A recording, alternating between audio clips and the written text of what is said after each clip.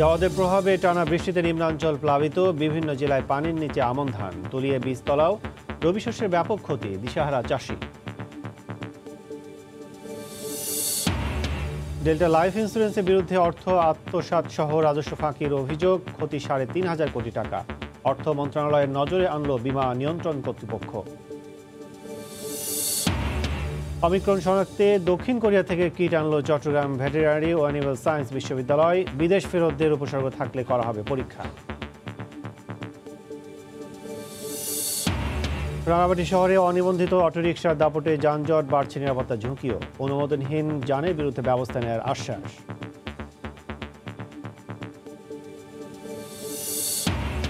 এবং মৌলভীবাজার শ্রীমঙ্গলে প্রকৃতির নানা রূপ, শীতের সৌন্দর্যের মুগ্ধতা ছড়াচ্ছে সবুজ গালিচা চা বাগান। সান্নিধ্য পেতে ছুটছেন পর্যটকরা।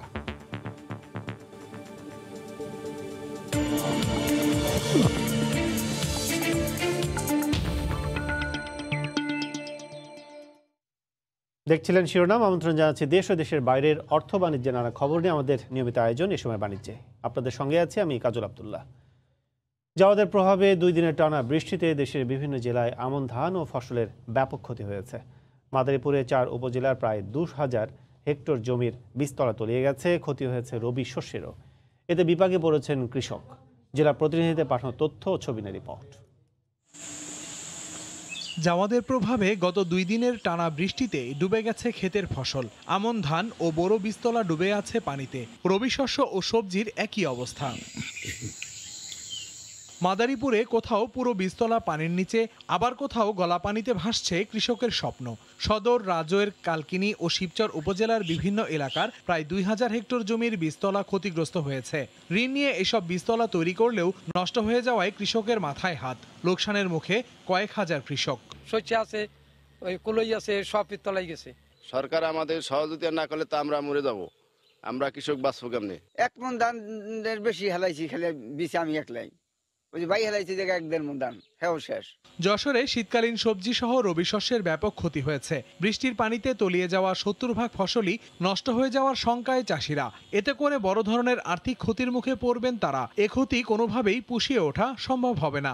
প্রচুর পরিমাণ বৃষ্টির কারণে আমাদের জমি সব ডুবে গেছিল। আমাদের সিম, বেগুন যা আছে, কপি ক্ষেত, তাই এতে ক্ষয়ক্ষতি 2-3 দিন সব পচ ধরে যাওয়ার আশা। এত ক্ষতি হয়েছে, এখন বিক্রি করা যাবে না, সব পয়সা সারাই যাবে। এখনো খেতে পানি বেঁধে রয়েছে। অন্তত 12 আনা নষ্ট হয়ে যাবে।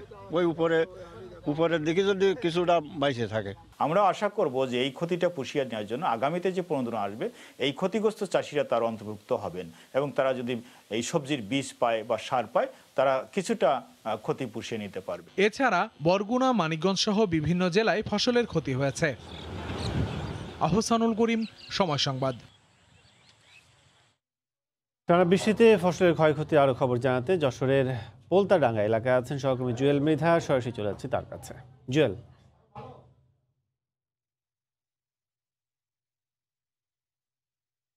প্রভাবের কারণে যে 2 দিন বৃষ্টিপাত হয়েছে, এই 2 দিনে প্রায় 200 মিলিমিটার বৃষ্টিপাত রেকর্ড করা হয়েছে এবং এই বৃষ্টিপাতের কারণে যশোরের যে সবজি ক্ষেতগুলো সেগুলো প্রায় সবই তলিয়ে গেছে। 2 দিন ধরে পানির নিচেই ছিল এই সবজি ক্ষেতগুলো। আজকে সকাল থেকে কিছুটা পানি বের হয়েছে, এখনও ক্ষেতে প্রচুর পরিমাণে পানি রয়েছে। কৃষকরা পানি সেচ দিয়ে পানি বের করার চেষ্টা করতেছেন, কেউ হাত দিয়ে সেচ করছেন, কেউ স্যালো মেশিন দিয়েছেন এবং তারা চেষ্টা করছেন যাতে পানিটা বের করে ফসলটা রক্ষা করা যায়। তবে কৃষকরা যেটা বলেছেন যে শীতকালীন সবজির ভিতর যেগুলো এখন আছে, মূলা, বেগুন, পাতাকপি, ফুলকপি, মুসুর, আলু, সরিষা, এইগুলো কিন্তু খুবই স্পর্শকাতর ফসল এবং এগুলো পানি লাগলে পচন ধরে এবং এটা টিকিয়ে রাখা যায় না। যেহেতু 2 দিন ধরে পানির নিচে ছিল এই ফসল, ফলে তারা যেটা জানিয়েছেন যে এর 70 থেকে 80% ফসলই নষ্ট হয়ে যাবে এবং পচন ধরবে। এটার 10-12 দিনের ভিতরে এই ক্ষেত সরিয়ে আবার নতুন করে নতুন চাষের যে শীতকালীন সবজির যে বাজার, সেই বাজারটা হাতছাড়া হবে এবং যে পরিমাণ ফসল এখন নষ্ট হয়েছে তাতে তারা প্রচুর আর্থিক ক্ষতির শিকার হবেন। তারা আরও আমাদেরকে জানিয়েছেন আগাম শীতকালীন সবজি যেটা করেছিলেন সেক্ষেত্রেও কিন্তু বৃষ্টিপাতের কারণে এবং তাপমাত্রা বেশি থাকার কারণে ফলন ভালো পাননি এবং সেখানেও একটা বড় ক্ষতির শিকার হয়েছিল। এই দুটো ক্ষতি পর পর হয় তাদের মাজা ভেঙে যাওয়ার উপক্রম হয়েছে। তারা এখন যেটা করছেন যে তারা চেষ্টা করছেন যে করে হোক অল্প কিছু ফসল সবজি যদি আগামী 2-3 দিনের ভিতরে উত্তোলন করে বাজারে নেওয়া যায় তাহলে তারা কিছুটা দাম পাবেন। আমাদেরকে কৃষি বিভাগ জানিয়েছে শুধু সবজি ক্ষেত না, আমাদের এখানে গমের ক্ষেতও কিন্তু ক্ষতিগ্রস্ত হয়েছে। 206 হেক্টর গমের ক্ষেত নিমজ্জিত হয়েছে, আলুর ক্ষেত 256 হেক্টর নিমজ্জিত হয়েছে এবং 9,910 হেক্টর সরিষার ক্ষেত এবং 4,063 হেক্টর মসুরের ক্ষেত পানির তলে তলিয়ে গিয়েছে। কৃষি বিভাগ বলছে যে এই ক্ষতির পরিমাণ কিন্তু আরও বেশি হতে পারে, কারণ এটা তাৎক্ষণিক তথ্য নেওয়া ছিল।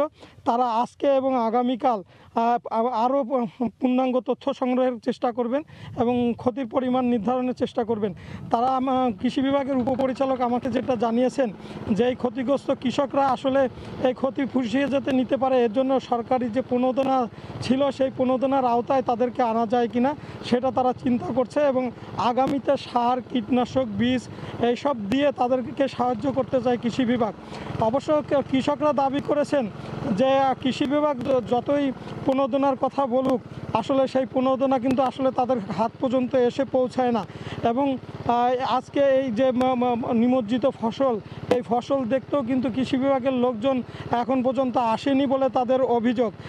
এই ছিল আমার কাছে যশোর থেকে সর্বশেষ তথ্য। জাওয়াদের প্রভাবের খবর জানাতে যশোর থেকে যোগ দিয়েছিলেন জুয়েল মৃধা। সরিষা উৎপাদনের শীর্ষ জেলা মানিকগঞ্জ, আর সরিষা ফুলকে ঘিরে মৌমাছির খামার নিয়ে টং করে বসেছে মৌমাছির খামারিরা। তবে জাওয়াদের প্রভাবে টানা বৃষ্টিতে সরিষার ব্যাপক ক্ষতি হয় দুশ্চিন্তায় সরিষা চাষি ও মৌমাছি খামারিরা। এদিকে সরিষার গাছের গোড়ায় পানি জমে থাকায় গোড়া পচা রোগের আশঙ্কা করছে কৃষি সম্প্রসারণ অধিদপ্তর। মানিকগঞ্জ থেকে মোহাম্মদ ইউসুফ আলীর তথ্য, রমজান আলীর ছবি নিয়ে রিপোর্ট। দুদিনের বৃষ্টিতে নুয়ে পড়েছে বেড়ে ওঠা সরিষা ফুল ও গাছ। ফসলের ক্ষেতে এখনো জমে আছে পানি। ক্ষতির শঙ্কায় দিশেহারা কৃষকরা। একবার বৃষ্টিতে এত ক্ষতি হয়েছে যে দেখেন পয়রা তৈরা ক্ষয়ক্ষতি হয়ে একেবারে আমি নিঃস্ব হয়ে গেছি। সমস্ত ফুল পড়ে গেছে, শস্য পড়ে গেছে, আরো গাছ টাছ নুয়ে তখন তো ক্ষতি গেছে খুব। অনেক টাকা পয়সা ধার কর্জ করে আমরা শস্য আবাদ করছিলাম, এখন আমরা এই ঋণ কি দিয়ে সারম। ক্ষেত খোলায় সব পানি, এখনো পানি রয়েছে, যদি একটু রোদ উঠে তাইলে মনে করেন সব শেষ। সরিষা ক্ষেতে মৌমাছি থেকে মধু সংগ্রহে দূর দূরান্তের খামারিরাও বসেছেন বাক্স নিয়ে। তবে বৃষ্টির কারণে সরিষা ক্ষেত ক্ষতিগ্রস্ত হওয়ায় বিপাকে খামারিরা। ঠান্ডার কারণে যে নাজমি মাছিগুলো আছে ওগুলা বাড়াইতে পারতেছে না, আপনার খেতে যাইতে পারতেছে না, ফসলগুলো তো নষ্ট হয়ে গেছে, আমাদের মাছি অনেক মারা যাচ্ছে। মৌমাছিগুলো উঠতে পারতেছে না, মনে করেন যে এই মৌমাছিগুলো ঠিক মতো খাবার পাচ্ছে না, মৌমাছিগুলো মারা যাচ্ছে। অনেক ক্ষয়ক্ষতি হবে, অনেক লোকসান হবে, আমাদের অনেক মাছি মারা গেছে আর অনেক টাকা পয়সা মনে করেন ক্ষতি হয়েছে। কৃষি সম্প্রসারণ অধিদপ্তর বলছে এরই মধ্যে ক্ষতির পরিমাণ নির্ধারণ করতে শুরু করেছে জেলার কৃষি বিভাগ। ঘূর্ণিঝড় জাওয়াতের প্রভাবে টানা 2 দিনের বৃষ্টিপাতের কারণে রবি ফসলের কিছুটা ক্ষতিগ্রস্ত হয়েছে। সবচেয়ে বেশি ক্ষতিগ্রস্ত হয়েছে সরিষা। জেলা কৃষি সম্প্রসারণ অধিদপ্তরের তথ্য মতে মানিকগঞ্জের 7 উপজেলার 37,120 হেক্টর জমিতে এবছর সরিষার চাষাবাদ হয়েছে। এছাড়াও সরিষাকে ঘিরে জেলার 3 শতাধিক খামারি মধু সংগ্রহ করে জীবিকা নির্বাহ করেন। সময় সংবাদ, মানিকগঞ্জ। ঘূর্ণিঝড় জাওয়াদের প্রভাবে টানা বৃষ্টিতে বেড়েছে নদীর পানি। এতে বরগুনা নিম্নাঞ্চলগুলো প্লাবিত হয়েছে। আমন ধানের শীষ পরিপক্ক হওয়ার পর এমন বৃষ্টিতে দুশ্চিন্তায় কৃষকরা। এ বিষয়ে আরও খবর জানাতে বরগুনার পৌরসভা এলাকা থেকে আমাদের সঙ্গে যুক্ত হচ্ছেন সহকর্মী সাইফুল মিরাজ। মিরাজ। কাজল, আপনাকে ধন্যবাদ। কাজল, আপনি জানেন ঘূর্ণিঝড় জাওয়াত দুর্বল হয়ে লঘুচাপ সৃষ্টি হওয়ার কারণে উপকূলীয় এলাকায় গত 4 দিন ধরে অনবরত বৃষ্টি হচ্ছে। এর ফলে বরগুনা জেলার যে ফসলি জমি আছে এগুলো সব পানিতে নিমজ্জিত হয়ে গেছে। এর ফলে কৃষকরা চরম দুশ্চিন্তায় দিন কাটাচ্ছেন। কৃষকরা বলছেন যে এখন পর্যন্ত যে বৃষ্টি হয়েছে তাতে জেলার সিংহভাগ বীজতলা তলিয়ে যাওয়ার কারণে ধান পানির নিচে নিমজ্জিত হয়ে পড়েছে। আমি যদি আপনাকে দেখাতে যাই, আপনি দেখতে পাচ্ছেন যে আসলে বৃষ্টির পানিতে ধান গাছ নুয়ে পড়ে পানির সঙ্গে মিশে গেছে। এর ফলে কৃষকরা ব্যাপকভাবে ক্ষতির আশঙ্কা করছেন। আমি বরগুনা জেলা কৃষি বিভাগের সঙ্গে কথা বলেছি, তারা আমাকে জানিয়েছেন বরগুনায় এবছর লক্ষ্যমাত্রা ছাপিয়ে আমন ধান আবাদ করা হয়েছে। এর ফলে কৃষকরা বেশি ক্ষতির সম্মুখীন হওয়ারও আশঙ্কা করা হচ্ছে। বরগুনা জেলা কৃষি বিভাগ সূত্রে জানা গেছে, তারা আমাকে জানিয়েছেন যে জেলায় এবছর ৯৮,৮০০ হেক্টর জমিতে আমন ধানের আবাদ করা হয়েছে। এর মধ্যে ৫৫৩,৭০০ হেক্টর জমির মধ্যে উচ্চ ফলনশীল জাতের আমন ধান আবাদ করা হয় এবং ৪৩,৪০০ হেক্টর জমিতে আবাদ করা হয় স্থানীয় ধান, যেগুলো ইতিমধ্যেই পানিতে নিমজ্জিত হয়েছে। এবং কৃষকরা বলছে যে এখন পর্যন্ত যে পরিমাণ বৃষ্টিপাত হয়েছে, এই বৃষ্টি পরিমাণ যদি অব্যাহত থাকে তাহলে এখন যে ক্ষতি হয়েছে এর থেকেও তারা বেশি ক্ষতির সম্মুখীন হবেন এবং এজন্য তারা সরকারের সুদৃষ্টি কামনা করেছেন। অন্যদিকে আমি যদি বলি যে বরগুনা জেলায় এবছর ১৬,৪০০ হেক্টর জমিতে শীতকালীন সবজি সহ অন্যান্য ফসল আবাদ করা হয়। এর মধ্যে ১৩,৪০০ হেক্টর জমিতে কলাই আবাদ করা হয় এবং এই কলাই সম্পূর্ণরূপে পানি নিতে নিমজ্জিত হয়েছেন এবং এই ধানের থেকেও বেশি পরিমাণ ক্ষতির আশঙ্কা করা হচ্ছে কলাই চাষের ক্ষেত্রে। তো কৃষকরা এখনো আশাবাদী যে যদি আবহাওয়া ২-১ দিনের মধ্যে ভালো হয় তাহলে তারা এই ক্ষতির পরিমাণ কাটিয়ে উঠতে পারবেন, অন্যথায় তারা মারাত্মকভাবে ক্ষতির সম্মুখীন হবেন, যে ক্ষতি তারা পুষিয়ে উঠতে পারবেন না। তো এই ছিল বরগুনা থেকে ঘূর্ণিঝড় জাওয়াদের সবশেষ খবর আমার কাছে। বরগুনা থেকে সবশেষ অবস্থা জানাচ্ছিলেন সহকর্মী সাইফুল মিরাজ। চট্টগ্রামে কোরিয়া থেকে ওমিক্রন শনাক্তের কিট এনেছে ভেটেরিনারি ও অ্যানিম্যাল সায়েন্স বিশ্ববিদ্যালয়। প্রতিটি কিট ১৬০০ টাকা করে ১০০টি কিট আনা হয়েছে। ৩ থেকে ৫ ঘন্টার মধ্যেই ওমিক্রনে আক্রান্ত কিনা তা জানা সম্ভব হবে এই কিটে। প্রাথমিকভাবে বিদেশ ফেরত কারো শরীরে করোনার উপসর্গ থাকলে তাদেরকে এই কিটের মাধ্যমে পরীক্ষা করা হবে বলে জানান শিবাশুর উপাচার্য। বিস্তারিত জানাচ্ছেন পার্থপ্রতিম বিশ্বাস। বিশ্বের বিভিন্ন দেশে ছড়িয়ে পড়ছে করোনা ভাইরাসের নতুন ধরন ওমিক্রন। পার্শ্ববর্তী দেশ ভারতেও নতুন ধরনটি শনাক্ত করা হয়েছে। তাই দ্রুত দেশে ওমিক্রন শনাক্তের জন্য চট্টগ্রাম ভেটেরিনারি ও অ্যানিম্যাল সায়েন্স বিশ্ববিদ্যালয় সংগ্রহ করেছে ওমিক্রন শনাক্তের কিট। এই কিটের মাধ্যমে ৩ থেকে ৫ ঘন্টার মধ্যে কেউ এ ভাইরাসে আক্রান্ত কিনা তা জানা যাবে। তবে শতভাগ আক্রান্ত কিনা নিশ্চিত হতে করতে হবে জিনোম সিকোয়েন্স। ভেরিয়েন্টটা সাধারণত একটা কিছু স্পেসিফিক জিনের মিউটেশনের কারণে ডেভেলপ হয়েছে। তো এই কিটটা দ্বারা আমরা প্রথমে হিট করতে পারবো যে ওই যে মিউটেশন হচ্ছে যে জিনগুলোতে প্রাইমারিলি আমরা এগুলোকে ডিলিট করতে পারবো। এমনকি যদি কোনো কারণে ওই জিনগুলো অ্যাবসেন্স থাকে, ওই ভাইরাসটাকে আমরা আবার ফার্দার আরএনএ এক্সট্রাকশন করে আরএনএকে হোল জিনোম করলে দেন আমরা কনফার্ম হবো যে এখানে আসলে ওমিক্রন ভাইরাসটা সার্কুলেট হইতেছে। ১,৬০,০০০ টাকা খরচ করে ১০০টি কিট কোরিয়া থেকে আনা হয়েছে বলে জানান শিবাসুর উপাচার্য।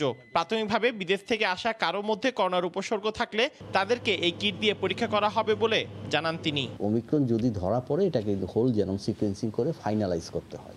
তো আমরা প্রাথমিকভাবে একটা বলতে পারবো এটা ওমিক্রনে আক্রান্ত এবং তাকে সাথে সাথে আমরা আইসোলেশনে নিতে পারবো এবং তার সাথে যে কন্ট্যাক্ট যারা হয়েছে তাদেরকে কিন্তু আমাদের স্ট্রেসিং করে আমাদের এই টেস্ট আনতে হবে। চট্টগ্রামে করোনা আক্রান্ত হয়ে এখন পর্যন্ত ১,৩৩১ জন মারা গেছে। করোনা ভাইরাসের নতুন ধরন অমিক্রনের ঢেউ সামলাতে জোর প্রস্তুতি রয়েছে প্রশাসনের।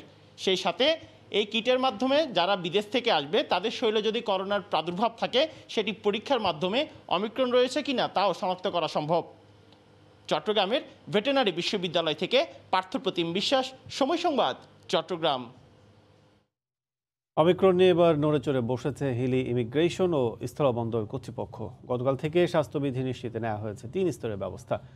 বন্দরে প্রবেশের আগে ভারতীয় ট্রাক চালকদের তাপমাত্রা নির্ণয়ের পাশাপাশি পণ্যবাহী ট্রাকে করা হচ্ছে জীবাণুনাশক স্প্রে।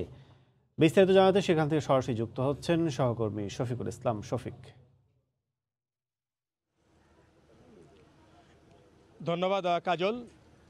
আপনি জানেন যে করোনার ধকল কাটতে না কাটতে আবারও যে করোনার যে করোনার যে নতুন ধরন সেটা হচ্ছে ওমিক্রন। ইতিমধ্যে প্রতিবেশী দেশ ভারতে কিন্তু আপনার দেখা দিয়েছে, বিশেষ করে যে ভারতের মহারাষ্ট্র সেখানে দেখা দিয়েছে দিন দিন বাড়ছে। এই আতঙ্ক যেন দিন দিন ছড়িয়ে পড়ছে এলাকার মানুষের কাছে। তো আসলে এই যে ওমিক্রন দেখা দেওয়ার পর কিন্তু প্রশাসনের পক্ষ থেকে কিন্তু এখানে নড়ে চড়ে বসেছে বলা যেতে পারে। স্বাস্থ্যবিধি নিশ্চিত করতে বিভিন্ন তারা পদক্ষেপ নিয়েছে। আমরা যদি আপনাকে জানিয়ে রাখি, গতকাল থেকে কিন্তু এখানে একটা বিভিন্ন উপজেলা প্রশাসন একটা জরুরি মিটিং করেছে হিলি, পানামা পোর্ট, ব্যবসায়ী, স্থলবন্দরের সবাইকে নিয়ে কিন্তু একটা বৈঠক করেছেন। সেই বৈঠকে কিন্তু একটা বিষয় তারা সিদ্ধান্ত নিয়েছে, এখানে যারা বন্দর কর্তৃপক্ষ, কাস্টমস, ইমিগ্রেশন এবং সবাইকে নিয়ে বৈঠক করেছে, বিশেষ করে স্বাস্থ্যবিধি নিশ্চিত করতে। আপনি দেখতে পাচ্ছেন যে এখানে বিজিপি, এখানে পানামা এবং স্থলবন্দরের এবং সকলের সমন্বিতভাবে কিন্তু এখানে স্বাস্থ্যবিধি নিশ্চিত করতে যতটুকু ব্যবস্থা নেওয়া তারা কিন্তু নিয়েছে। তারা কিন্তু একটা কথা বলছেন যে বিগত সময় যে করোনার যে ধকল, সেই ধকলকে তারা কাজে লাগিয়ে যে তারা যেন অন্তত সেই অভিজ্ঞতা কাজে লাগিয়ে যেন তারা আমদানি রপ্তানি যেন চালু করতে পারে, এমনটা তারা জানিয়েছেন। এখানে তারা কিন্তু এখানে দেখতে পাচ্ছেন যে তারা এখানে যে কোনো ডকুমেন্টস তারা নিচ্ছে, এখানে ঝুড়িতে করে সে ডকুমেন্টসগুলো নিচ্ছে। এখানে যে পণ্যবাহী ট্রাকগুলি আসছে, সে পণ্যবাহী ট্রাকগুলিকে বন্দরে বাংলাদেশে প্রবেশ করা মাত্রই তারা এখানে জীবাণুনাশক দিয়ে স্প্রে করছে, হ্যান্ড স্যানিটাইজার দিয়ে তাদেরকে মারা হচ্ছে, ড্রাইভারদেরকে তাদের তাপমাত্রা কিন্তু এখানে দেখা হচ্ছে, দেখানোর পরেই কিন্তু যে ডকুমেন্টস সেটা ঝুড়িতে নিচ্ছে। সব কিছু মিলে বলা যেতে পারে যে স্বাস্থ্যবিধি মানতে যে তাদের যে তৎপর, তারা নড়ে চড়ে বসেছে, এটা কিন্তু বলা যেতে পারে। তো ব্যবসায়ীদের পক্ষ থেকে আরেকটা কথা জানিয়ে রাখি যে বিশেষ করে যে এখানে 3টা স্তরে কিন্তু নিরাপত্তা বা স্বাস্থ্যবিধির কিন্তু এখানে উপজেলা প্রশাসন তাদেরকে ভাগ করে দিয়েছে, তারা দায়িত্ব নিয়েছে। আমরা যারা পিছনে আছি, এটা আমদানিকারক পক্ষ থেকে এই স্বাস্থ্যবিধিকে নিশ্চিত করা হয়েছে। আবার যদি বন্দরে প্রবেশ করার মুখে সেখানে বন্দর কর্তৃপক্ষ কিন্তু একই অবস্থা, তারা কিন্তু এখানে তারা সে বিষয়ে দেখছেন। আর একটা বিষয় জানিয়ে রাখি, ভারত থেকে যে ট্রাক ড্রাইভারগুলি আসছে, সেই ট্রাক ড্রাইভারগুলি বন্দরে প্রবেশ করার পরে ড্রাইভারগুলিকে কিন্তু আর গাড়িতে থাকতে দেওয়া হচ্ছে না, কারণ লেবার শ্রমিকরা যেহেতু পণ্য লোড আনলোড করবে, সেক্ষেত্রে তাদের সাথে যেন সংস্পর্শ যেন তারা না আসে বা সেই ধরনের তারা কিন্তু ব্যবস্থা নিয়েছেন। আর একটা কথা আমরা জানিয়ে রাখি যে আমি কাস্টমের সাথে কথা বলেছিলাম, কাস্টম কর্তৃপক্ষ যেমনটা বলছেন, যেহেতু বিগত সময় এখানে কাস্টমসের অধিকাংশ কর্মচারী কিন্তু করোনায় তারা কিন্তু আক্রান্ত হয়েছিল, সে অভিজ্ঞতা কাজে লাগিয়ে কিন্তু তারা গতকাল থেকেই তারা কিন্তু বেশ একটা তৎপর দেখতে পেয়েছি। ভিতরে যারা কর্মচারী তাদেরকে কম প্রবেশ করতে দেওয়া হচ্ছে, তারাও কিন্তু সামাজিক দূরত্ব মেনে তারা কিন্তু কার্যক্রম চালিয়ে যাচ্ছে। তো হিলস্থল বন্দরে স্বাস্থ্যবিধি মেনে তাদের যে কার্যক্রম সেটা চালু আছে। তো এতটুকু ছিল আমার কাছে হিলস্থল বন্দর থেকে স্বাস্থ্যবিধি নিয়ে আমদানি রপ্তানি নিয়ে এতটুকু খবর। কাজল। হিলি স্থলবন্দর থেকে যোগ দিয়েছিলেন সহকর্মী Shafiqul Islam. Delta life insurance লিমিটেডের বিরুদ্ধে অর্থ আত্মসাৎ, মানি লন্ডারিং সহ বড় আকারের রাজস্ব ফাঁকির প্রাথমিক তথ্য পাওয়ার কথা অর্থ মন্ত্রণালয়কে জানিয়েছে বীমা উন্নয়ন ও নিয়ন্ত্রণ কর্তৃপক্ষ ইডরা। 1 ডিসেম্বর অর্থ মন্ত্রণালয়ে পাঠানো চিঠিতে অনিয়ম ও অব্যবস্থাপনার মাধ্যমে বীমা কোম্পানি ডেল্টা লাইফ ইন্স্যুরেন্স 3,687 কোটি টাকার ক্ষতি করেছে বলে জানানো হয়। প্রতিষ্ঠানটিতে নিয়োগ দেয়া অডিট ফার্ম মেসার্স একুনবিনের চার্টার্ড অ্যাকাউন্টেন্টের দেয়া আর্থিক প্রতিবেদন পর্যালোচনা করে এ তথ্য মিলেছে। এ সংক্রান্ত একটি চিঠিও অর্থ মন্ত্রণালয়ের আর্থিক প্রতিষ্ঠান বিভাগকে পাঠিয়েছে ইডরা। দেশের একমাত্র রিকশাবিহীন শহর রাঙামাটি যানজটমুক্ত শহর হিসেবে এতদিন সুনাম কুড়ালেও এখন সেটা ভেস্তে যাচ্ছে। প্রয়োজনের তুলনায় অতিরিক্ত কয়েকশো সিএনজি অটোরিকশার কারণে পথে পথে বেড়েছে যানজট, রেজিস্ট্রেশন না থাকায় বেড়েছে নিরাপত্তার ঝুঁকিও। প্রয়োজনীয় সংখ্যক অটোরিকশাকে অনুমোদন দেওয়ার আহ্বান শ্রমিক নেতাদের। আর প্রয়োজনের নিরিখে সিদ্ধান্ত নেওয়ার কথা জানিয়েছেন জেলা প্রশাসক। রাঙামাটি থেকে হেফাজত সবুজের তথ্যচিত্রের রিপোর্ট। 15 বর্গ কিলোমিটারের পর্যটন শহর রাঙামাটি দেশের একমাত্র রিকশাবিহীন শহরও। এখানকার অধিবাসীদের চলাচলের একমাত্র মাধ্যম সিএনজি অটোরিকশা। চলাচলের অন্য কোনো পরিবহন না থাকায় উঁচু নিচু পাহাড়ের সবুজ গাছগাছালির আড়ালে সবুজ রঙের অটোরিকশা এই শহরের সৌন্দর্য বাড়িয়েছে আরও কয়েক গুণ। কিন্তু সেই সৌন্দর্য ও যানজটমুক্ত শহরের সুনাম আর তেমন একটা নেই। শহরের রাস্তায় নম্বরবিহীন কয়েকশো অটোরিকশা চলায় বেড়েছে যানজট, ফলে মোড়ে মোড়ে গাড়ির জট। আবার অটোরিকশাগুলির নম্বর না থাকায় নিরাপত্তাহীনতায় ভুগছেন যাত্রীরা। নির্দিষ্ট যাত্রী কিন্তু অতিরিক্ত গাড়ি, এই দুয়ের সমীকরণে উপার্জিত অর্থ মালিককে দেওয়ার পর সংসার চালাতে হিমশিম খাচ্ছেন চালকরা। আগে ছিল 500 গাড়ি, এখন 3000-এর উপরে হয়ে গেছে। আমরা আগে বেতন পাইতাম 500, এখন বেতন পাচ্ছি 150-200 টাকা। ডেলি আসতেছে, ডেলি এমন কোনো বন্ধ না, এমন কোনো দিন নেই যে গাড়ি আসতেছে না। সেই গাড়িটা বন্ধের একটা ব্যবস্থা করা হোক, করলে আমরা খুবই উপকৃত হব। আমাদের অবস্থা খুবই খারাপ। আমাদেরকে ডিসি স্যারের রেজিস্ট্রেশনগুলো দিলে আমরা সুন্দর মতন গাড়ি চালাইতে পারবো, বপুলা লইয়া 2টা ভাত খেতে পারবো। বাইরের জেলা থেকে যে গাড়িগুলো রাঙামাটি এসে বিশৃঙ্খলা তৈরি করতেছে, তারা নাম্বার প্লেটও চেঞ্জ করে ফেলছে। এই অবস্থায় প্রয়োজনীয় সংখ্যক অটোরিকশাকে অনুমোদন দেওয়ার আহ্বান জানান এই শ্রমিক নেতা। সীমিত কিছু গাড়ির নাম্বার দিয়ে টোটাল রাঙামাটি পারবেন নাই, এই গাড়িগুলোর জন্য রাঙামাটিতে বাইর করে দেওয়া হবে। আমাদের কথা হচ্ছে নিবন্ধের ক্ষেত্রে প্রয়োজনের নিরিখে শিগগিরই সিদ্ধান্ত নেওয়ার কথা জানান জেলা প্রশাসক। শীঘ্রই সভা করে এই বিষয়ে বিআরটিও থাকবে, এখানে আইন শৃঙ্খলা রক্ষাকারী বাহিনীও থাকবে। এখন যারা সবার যে মেম্বার যারা সকলের অংশগ্রহণে আমরা একটা সিদ্ধান্ত নিয়ে এই বিষয়ে আমরা পরবর্তী অ্যাকশনে যাব। বিআরটিএর তথ্য মতে বর্তমানে শহরে গাড়ির সংখ্যা প্রায় ১৫০০ হলেও নিবন্ধিত অটোরিকশা চলছে ৪৬,০০০। সময় সংবাদ, রাঙামাটি। নীলফামারীর হাটবাজারে আগাম আলু সরবরাহ কিছুটা বাড়লেও দাম কমেনি। নতুন আলু ৩০ থেকে ৩৫ টাকা আর পুরান আলু ১৮ থেকে ২০ টাকা কেজি দরে বিক্রি হচ্ছে। এই মুহূর্তে সৈয়দপুরে আছেন রিপোর্টার শাকির হোসেন বাদল, সরাসরি যাচ্ছি তার কাছে। শাকির। কাজল, আপনাকে জানিয়ে রাখি এটি হলো নীলফামারীর অন্যতম একটি আলুর বাজার সৈয়দপুর। এখানে এই আলুর বাজারে প্রতিদিন প্রায় ৩০০ থেকে ৪০০ বস্তা আলু বেচাকেনা হয়।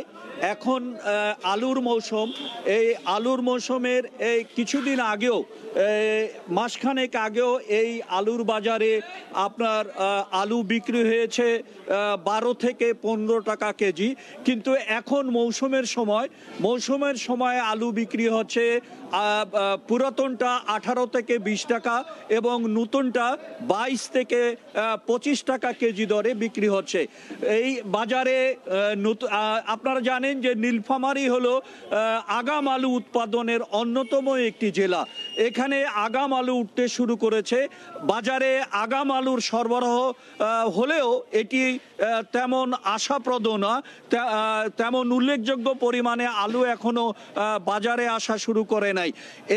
এই মৌসুমে বাজারে আগাম আলু আসা শুরু করলেই দেখা যায় যে আলুর দাম কমতে থাকে, কিন্তু এবারে একটু ভিন্ন চিত্র যে নীলফামারীতে একটু দেরি করেই এবার আগাম আলুটা বাজারে এসেছে। এই ১০ দিন আগের থেকে আগাম আলু জমি থেকে তোলা শুরু হয়েছে। প্রথম অবস্থায় আলু বিক্রি হয়েছে ৬০ থেকে ৬২ টাকা কেজি দরে, তারপরের সপ্তাহে ৪০ থেকে ৪২ টাকা কেজি দরে, আজকের বিক্রি হচ্ছে ২২ থেকে ২৫ টাকা কেজি দরে।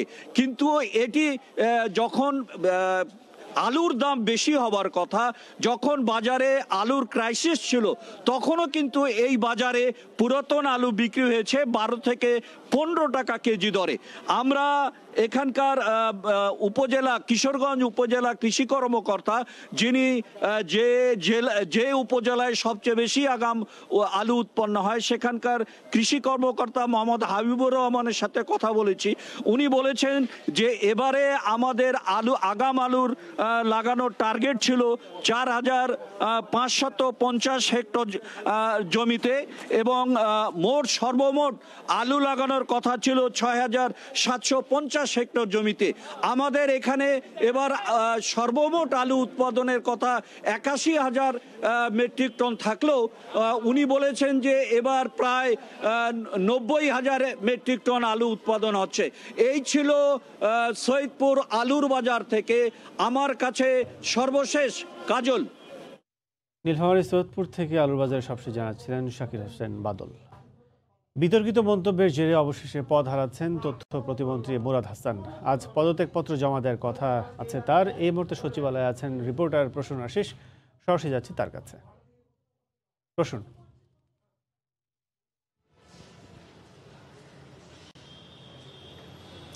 কাজল, আপনি জানেন যে তথ্য প্রতিমন্ত্রী ডাক্তার মুরাদ হাসান এই বেশ কিছুদিন ধরেই কিন্তু তার বক্তব্যের কারণে, তার নানা ধরনের আচরণের কারণে কিন্তু সামাজিক যোগাযোগ মাধ্যম সহ দেশে এবং বিদেশে প্রচুর সমালোচিত হয়ে আসছিলেন। মূলত সবশেষ যেটি আমরা জানতে পেরেছি যে বিএনপির একজন নেতার কন্যাকে নিয়ে সে অশ্লীল মন্তব্য করার কারণে সামাজিক যোগাযোগ মাধ্যমে একটি সাক্ষাৎকার দিতে গিয়ে সে অশ্লীল যে মন্তব্য করেছেন এবং সবশেষ বাংলাদেশের একজন চলচ্চিত্র জগতের একজন নায়িকাকে কিছু অশ্লীল মন্তব্য করা নায়িকাকে নিয়ে এবং নারীর প্রতি বিদ্বেষমূলক আচরণ দেখানোর কারণে অশ্লীল মন্তব্য করার কারণে মূলত তিনি সমালোচিত হয়ে আসছিলেন। এরই প্রেক্ষিতে গতকাল প্রধানমন্ত্রী শেখ হাসিনা তাকে আজকের মধ্যেই পদত্যাগের একটি নির্দেশ দিয়েছেন। সেটি গতকাল আওয়ামী লীগের সাধারণ সম্পাদক সড়ক পরিবহন মন্ত্রী ওবায়দুল কাদের সেটি গণমাধ্যমকে জানিয়েছেন। তো আমি সবশেষ যে তথ্যটি পেয়েছি যে এই নির্দেশের পরে, প্রধানমন্ত্রীর নির্দেশের পরে তথ্য প্রতিমন্ত্রী ডাক্তার মুরাদ হাসান তিনি পদত্যাগের প্রস্তুতি নিয়েছেন। আমি সবশেষ তথ্য কিছুক্ষণ আগে তথ্য মন্ত্রণালয়ের বিশ্বস্ত সূত্রে যেটি জানতে পেরেছি যে ইতিমধ্যে অর্থাৎ 4 থেকে 5 মিনিট আগে এই পদত্যাগপত্রটি মূলত মন্ত্রণালয় থেকেই রেডি করে তিনি এখন যেখানে অবস্থান করছেন চট্টগ্রামে সেখানে তার কাছে পাঠানো হয়েছে এবং কিছুক্ষণের মধ্যেই তিনি সেটিতে সিগনেচার করে সেটি স্ক্যান করে হোক বা অন্য কোনো উপায়ে হোক সেটি ঢাকায় পাঠাবেন এবং তথ্য মন্ত্রণালয়েরই কয়েকজন কর্মকর্তা সেটি মন্ত্রিপরিষদ বিভাগে 12টা থেকে 12:30টার মধ্যে সেটি জমা দেবেন বলে আমরা জানতে পেরেছি। এবং এই পদত্যাগপত্রটি প্রধানমন্ত্রী বরাবরই লেখা এবং সেখানে তিনি ব্যক্তিগত কারণ দেখিয়ে ব্যক্তিগত কারণে তিনি পদত্যাগ করছেন এইরকম তথ্যটি সেই পদত্যাগপত্রে উল্লেখ রয়েছে বলে আমি মূলত জানতে পেরেছি।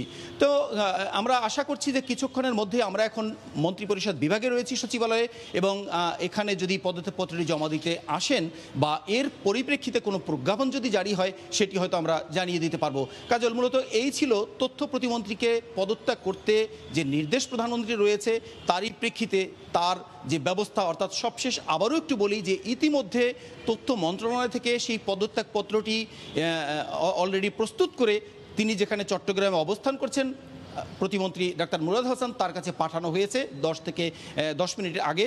তো এটি উনি স্বাক্ষর করে এটি ঢাকায় পাঠাবেন এবং মন্ত্রণালয়ে পাঠানোর পরে সেটি মন্ত্রণালয়ের পক্ষ থেকে সেটি মন্ত্রিপরিষদ বিভাগে জমা দেওয়া হবে।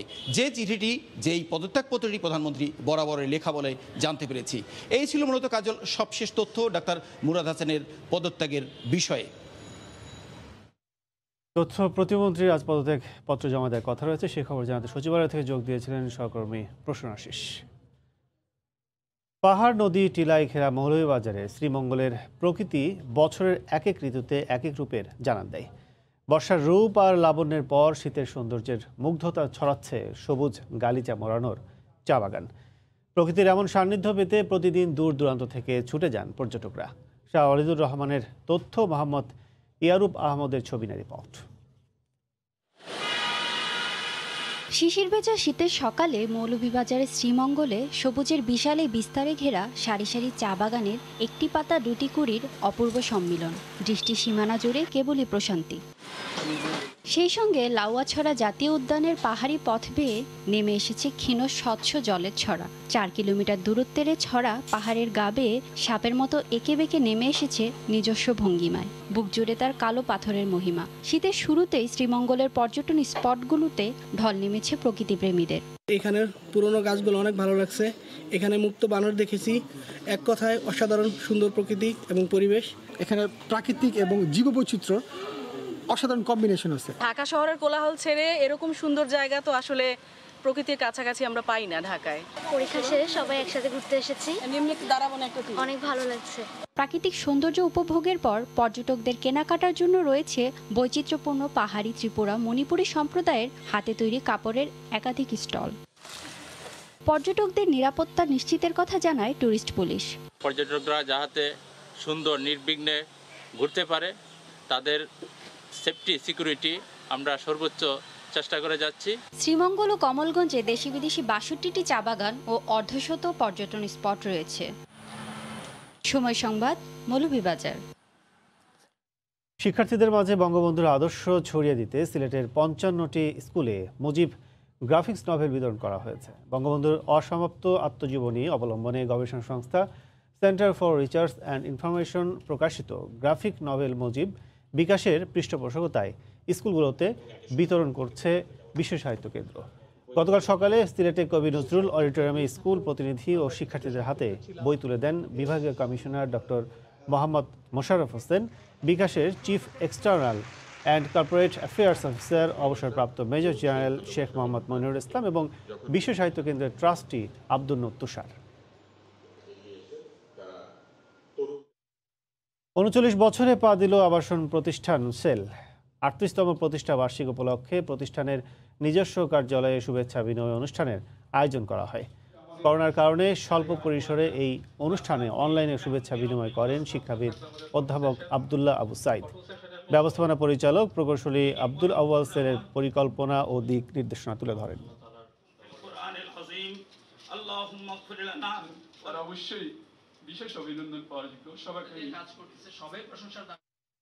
আগামী 9 থেকে 31 ডিসেম্বর পর্যন্ত র্যাঙ্কস বিজয় উৎসব ক্যাম্পেইনের আনুষ্ঠানিক উদ্বোধন করেছে সনি র্যাঙ্কস।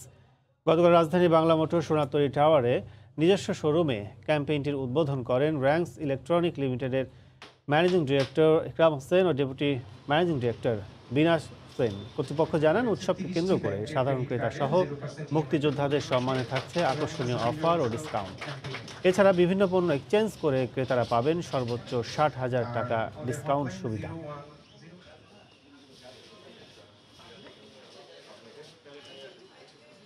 লন্ডনে উদযাপিত হলো বাংলাদেশ ভারত মৈত্রী দিবস। দুই দেশের পারস্পরিক সহযোগিতা ও অগ্রযাত্রার চিত্র উঠে আসে অনুষ্ঠানে। অতিথিরা বলেন, প্রতিবেশী দুই দেশের গভীরতম সৌহার্দ্যপূর্ণ সম্পর্ক বিশ্বের কাছে উজ্জ্বল দৃষ্টান্ত।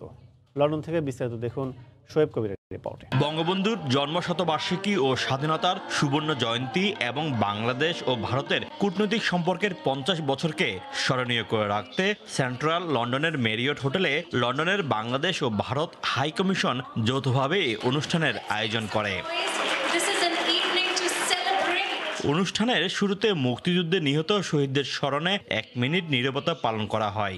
বাংলাদেশ ভারতের জনগণের মধ্যে বেশ নিবিড় যোগাযোগ এবং দুই দেশের সকল ক্ষেত্রে ঘনিষ্ঠ সম্পর্কের উপর আলোচনা করেন দুই দেশের হাই কমিশনার। বাংলাদেশ এবং ভারতের সম্পর্ক এবং বন্ধুত্ব এবং মৈত্রী, এটা আজকে মৈত্রী দিবস, মৈত্রী কখনোই শেষ হবার নয়। আমাদের মুক্তিযুদ্ধের সময় ভারতীয় সৈন্যরা আমাদের বীর মুক্তিযোদ্ধাদের সাথে রক্ত দিয়েছেন। সেই রক্তের মধ্যে দিয়ে কিন্তু আমাদের এই বন্ধুত্বের সৃষ্টি। This year is special because we celebrate 50 years of this friendship, this maitri, this cooperation. It's a unique cooperation. We have created unique modules and models for regional cooperation. প্রধানমন্ত্রী শেখ হাসিনার আন্তর্জাতিক সম্পর্ক বিষয়ক উপদেষ্টা গহর রিজভী, যুক্তরাজ্যের ক্ষমতাসীন কনজারভেটিভ দলের চেয়ারম্যান অলিভার ডাউডেন এমপি সহ দেশটির শীর্ষস্থানীয় বেশ কয়েকজন হাউস অব লর্ডসের সদস্য, রাজনীতিবিদ বক্তব্য রাখেন। তারা বলেন, বাংলাদেশ ভারত সম্পর্ক বেশ মজবুত ভিত্তির উপর দাঁড়িয়ে রয়েছে। এই কারণে প্রতিবেশী এই দুই দেশ পারস্পরিক সহযোগিতার মাধ্যমে অর্থনৈতিক সহ বিভিন্ন ক্ষেত্রে এগিয়ে যাচ্ছে। বাংলাদেশ এবং ভারতের যে সম্পর্ক, যেটা বঙ্গবন্ধু আমাদেরকে দিয়ে গিয়েছেন, বঙ্গবন্ধু ইন্দিরা গান্ধী, এই গত 50 বছরে আমরা ধাপে ধাপে এগিয়ে যাচ্ছি। দুই দেশের মধ্যে এই প্রথম একসঙ্গে একটা অনুষ্ঠান করা হয়েছে। তার জন্য আমি আমাদের হাই কমিশনার সাইদা মুনাকে অনেক ধন্যবাদ জানাচ্ছি। It's wonderful to be here celebrating the half century of relationships between Bangladesh and India, and I'm here as chairman of the Conservative Party to celebrate our common values. Second time I went, she was out of power. I went to her house because your government at that time didn't want to attend the Commonwealth Parliamentary Conference. অনুষ্ঠানে বঙ্গবন্ধুর বাংলাদেশের উন্নয়নের সূচনা, বঙ্গবন্ধু কন্যা শেখ হাসিনার উন্নয়নের অগ্রযাত্রা এবং বাংলাদেশ ও ভারতের দ্বিপাক্ষিক সম্পর্কের বিষয়ে একটি ভিডিও প্রদর্শন করা হয়। দুই দেশের সমান জনপ্রিয় প্রখ্যাত শিল্পী রুনা নাইলা সঙ্গীত পরিবেশন করেন। যুক্তরাজ্য সহ 18টি দেশে বাংলাদেশ ও ভারতীয় দূতাবাসের যৌথ উদ্যোগে দিবসটি উদযাপন করা হয়। বাংলাদেশ ও ভারতের বন্ধুত্বপূর্ণ সম্পর্কের অর্ধশতক। 71-এর 6 ডিসেম্বর বাংলাদেশকে আনুষ্ঠানিকভাবে স্বাধীন ও সার্বভৌম রাষ্ট্র হিসেবে ঘোষণা দিয়েছিল ভারত। শোয়েব কবির, সময় সংবাদ, লন্ডন। এ সময় শীর্ষ সংবাদগুলো জানিয়ে দিচ্ছি আরেকবার। জাওয়াদের প্রভাবে টানা বৃষ্টিতে নিম্নাঞ্চল প্লাবিত, বিভিন্ন জেলায় পানির নিচে আমন ধান, তলিয়ে বীজতলাও, রবি শস্যে ব্যাপক ক্ষতি, দিশাহারা চাষি। ডেল্টা লাইফ ইন্স্যুরেন্সের বিরুদ্ধে অর্থ আত্মসাৎ সহ রাজস্ব ফাঁকির অভিযোগ, ক্ষতি 3,500 কোটি টাকা। অর্থ মন্ত্রণালয়ের নজরে আনলো বীমা নিয়ন্ত্রণ কর্তৃপক্ষ। এবং অমিক্রণ শনাক্তে দক্ষিণ কোরিয়া থেকে কিট আনলো চট্টগ্রাম ভেটেরিনারি ও অ্যানিমাল সায়েন্স বিশ্ববিদ্যালয়। বিদেশ ফেরতদের উপসর্গ থাকলে করা হবে পরীক্ষা।